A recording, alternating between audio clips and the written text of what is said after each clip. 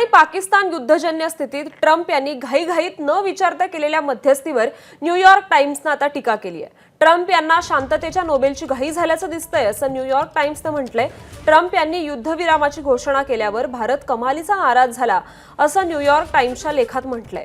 खरं तर आधी अमेरिका या प्रश्नात पडण्यास इच्छुक नव्हता, मात्र भारतानं पाकिस्तानच्या आण्विक अस्त्र भांडारावर मारा केल्यावर ट्रम्प यांनी यात लक्ष घातलं आणि युद्धविरामाची घाई केली असं या लेखात म्हटलंय।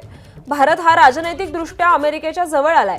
भारत अनेक शस्त्रास्त्र अमेरिकेकडून खरेदी करतो, तरी जेव्हा पाकिस्तानचा प्रश्न येतो तेव्हा मात्र चीन आणि अमेरिका एकाच पेजवर येतात असं या अहवालात म्हटलंय।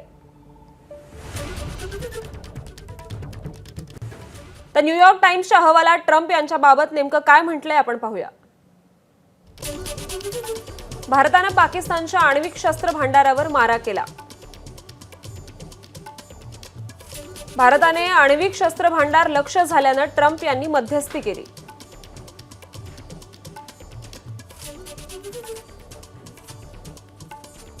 ट्रम्प यांच्या मध्यस्थीवर भारत नाराज झालाय। दोन्ही देशांना विश्वासात न घेताच ट्रम्प यांनी युद्धविरामाची घोषणा केली। द्विपक्षीय पद्धतीनेच तोडगा काढण्यासाठी भारत नेहमीच आग्रही आहे। ट्रम्प यांना शांततेच्या नोबेलची घाई झाल्यानंच त्यांनी हस्तक्षेप केला हे उघड आहे। पाकिस्तानच्या मुद्द्यावर अमेरिका आणि चीनची एकच भूमिका असल्याचं दिसतंय।